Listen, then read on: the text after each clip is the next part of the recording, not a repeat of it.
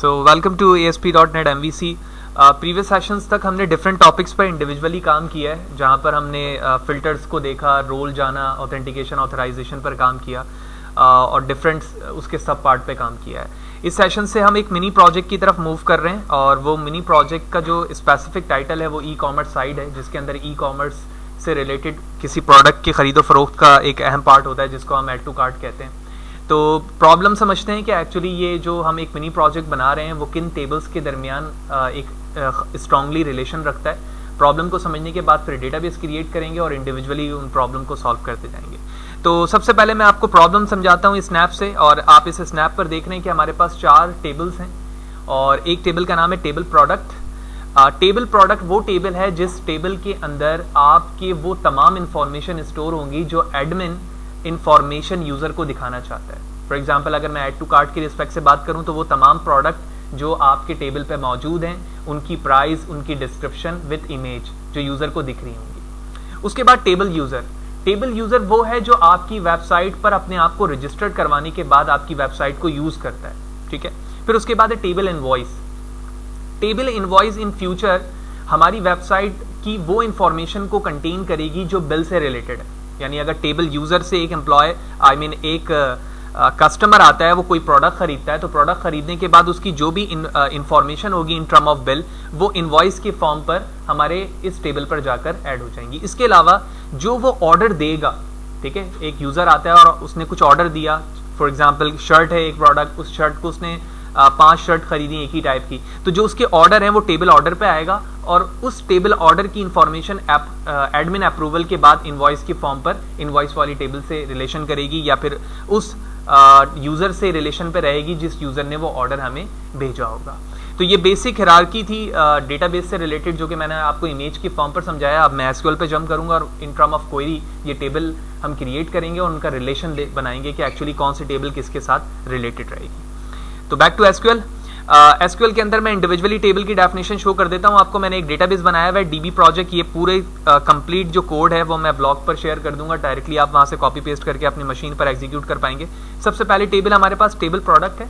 Table product के अंदर आपके पास प्रोडक्ट आईडी है, नेम है, प्राइस है, डिस्क्रिप्शन है, यानी प्रोडक्ट की डिस्क्रिप्शन जो यूजर एडमिन जो है अपनी वेबसाइट पर शो करवाना चाह रहा है, और उस प्रोडक्ट की इमेज है। इसके बाद हमारे पास टेबल यूजर है, यूजर की अपनी आईडी जिससे रिलेटेड इंफॉर्मेशन सेव होगी। फिर आपके पास यूजर का नाम है, उसका कॉन्टैक्ट नंबर है, उसका पासवर्ड है। आप चाहें तो एट्रीब्यूट्स में इंक्रीज या डिक्रीज भी कर सकते हैं अपनी मर्जी के मुताबिक। इसके बाद बारी आती है टेबल इनवॉइस की। टेबल इनवॉइस के अंदर आप देख रहे हो कि इसकी अपनी आईडी, साथ ही साथ यहां पर एज अ फॉरेन की इस्तेमाल हो रही है टेबल यूजर की आईडी। एज्यूम करते हैं कि एक यूजर जिसका नाम अली है, अली अपनी इंफॉर्मेशन टेबल यूजर में सेव करवाया हुआ है। अली जब यूजर आपकी वेबसाइट को यूज करता है तो वो कुछ इंफॉर्मेशन लेता है, यानी कि कुछ प्रोडक्ट खरीदता है। जब उसकी वॉइस बिल जनरेट होगी, यानी उसका जो बिल जनरेट होगा तो उसकी आईडी से जनरेट होगा, ताकि इन फ्यूचर पता हो कि ये जो बिल हमारे पास आई है कि एक्चुअली ये किस यूजर को इंडिकेट कर रही है। अली को इंडिकेट कर रही है, यही वजह है कि हमने उसकी आईडी को इनवॉइस के अंदर पास किया हुआ है। उसके बाद जिस टाइम पर किया और जो उसका टोटल बिल है वो इस इंफॉर्मेशन, ये तमाम इंफॉर्मेशन टेबल इनवॉइस पे रहेगी। इसके बाद बारी आती है ऑर्डर की।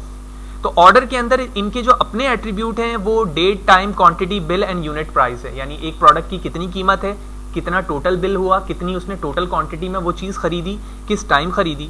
अब ऑर्डर करते वक्त हमें 2 चीजें देखनी है, एक तो किस शख्स ने ये ऑर्डर किया है और इसका इनवॉइस नंबर क्या है, यानी इसका बिल नंबर क्या होने वाला है, ठीक है।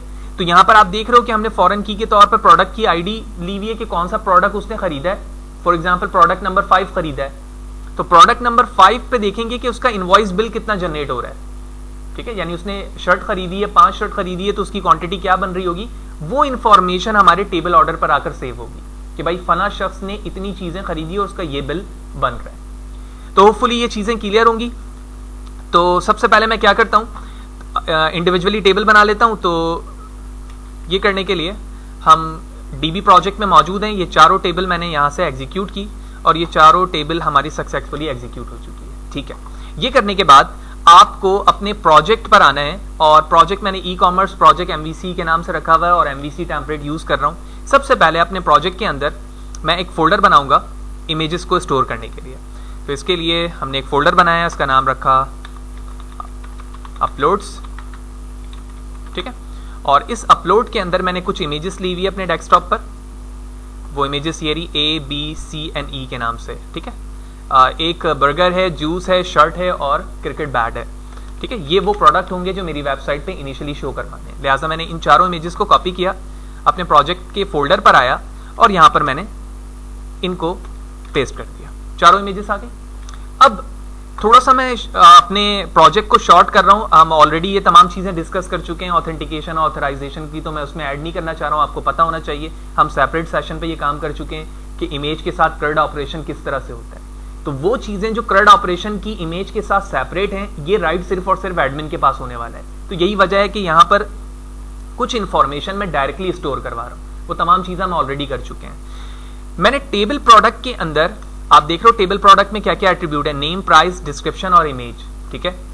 तो मैंने कहा पहला प्रोडक्ट हमारा बर्गर है और बर्गर की प्राइस ये है, ये इसकी कुछ इंफॉर्मेशन है, डिस्क्रिप्शन, ठीक है, फूड नाउ ऑर्डर, ठीक है, ये मैंने डिस्क्रिप्शन लिख दी। और उसके बाद बता रहा हूं कि जो एक्चुअली इमेज आने वाली है वो मेरे प्रोजेक्ट में अपलोड के नाम का एक फोल्डर है जो अभी मैंने बताया, ठीक है, अपलोड्स का, और उसके अंदर A.jpg, B, C और E के नाम से। तो आप देखो मैंने B, C और E के नाम से इमेजेस बनाए हुए हैं, अपलोड फोल्डर का नाम और उसके अंदर ये इमेजेस मौजूद है। तो इन चारों को भी मैंने यहां से क्या कर दिया, एग्जीक्यूट कर दिया, ठीक है, executed. And now your all tables are ready in the project. तो अब मैं क्या करूंगा, अब मैं इनिशियली स्टार्ट करूंगा और सबसे पहले अपने एक कंट्रोलर के जरिए से ये तमाम इमेजेस और इंफॉर्मेशन यूजर को दिखाऊंगा ताकि वो अपनी वर्किंग यहां से स्टार्ट करे कि उसे क्या चीज खरीदनी है, उसकी क्या प्राइस है, क्या डिस्क्रिप्शन है एंड सो ऑन। तो फर्स्ट सेशन पर हमने सिर्फ ये देखा कि एक्चुअली